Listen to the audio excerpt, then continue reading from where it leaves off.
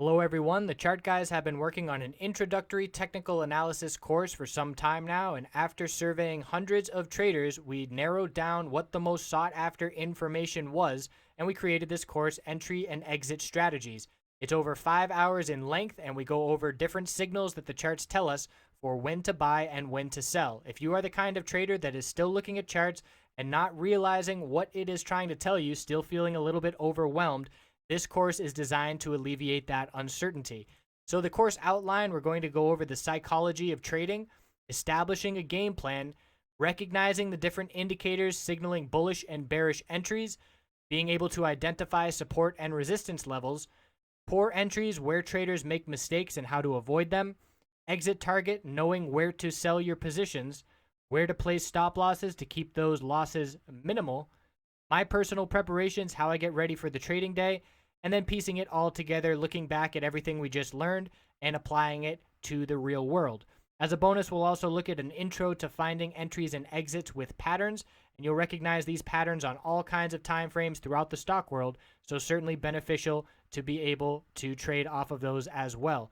So we hope you will check out this course, and again, we feel it will build a foundation of technical analysis knowledge that experience will build off of and send you on the right direction to making more profitable trades.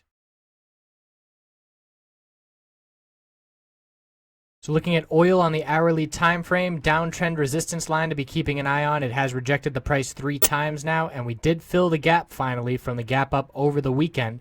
That level 51.48, and you can see we dumped right through that, and we are now trying to see an oversold bounce play out. So that's going to be a resistance level on a bounce attempt, and we're going to keep an eye on this downtrend resistance line, and a break of that will have us looking for a potential trend change. But as of right now, the bears are in control of consolidation. This is the 4-hour chart, and we can see this is a clear key support level down here, this consolidation low.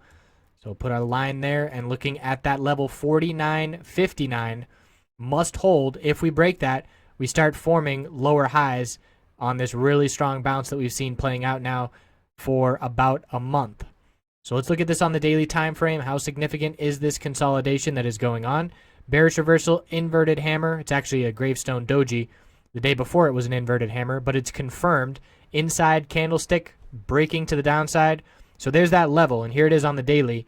The higher low pattern very clearly intact, and if we were to break 49.59, that would be a big setback for the bulls, and it's actually 49.64 here on the daily chart. So that's the level the bulls must find support before to maintain this strong uptrend. And we can draw a couple uptrend lines here on this daily time frame. I would be looking at this uptrend line. But again, ideal scenario is bulls hold that level. Checking on the weekly time frame to see if we're forming a bearish reversal candlestick. And we formed a bearish reversal doji last week, and now we've got a bearish reversal inverted hammer. So we are seeing weakness up here at this resistance, the previous resistance, 51.91. Although we've broken it, we have not been able to close above that level. So it is still acting as resistance a bit. You can see that line where we hit all these highs on the weekly, and we did close just above it 2 weeks ago, but clearly the bulls are still struggling at that level. And we'll see if we can form a bullish reversal candlestick on the daily time frame before breaking 49.64 support. So that's what we're looking at heading into tomorrow. Bearish reaction to the inventory report. It was a bull reaction, and look where we rejected right off that downtrend resistance line.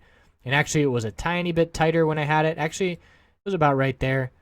So I would move it back just so it knocks that candlestick a tiny centimeter there.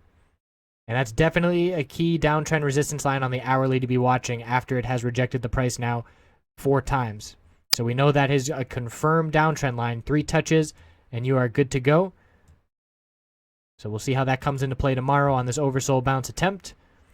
And we'll check back in tomorrow after hours. I appreciate you watching.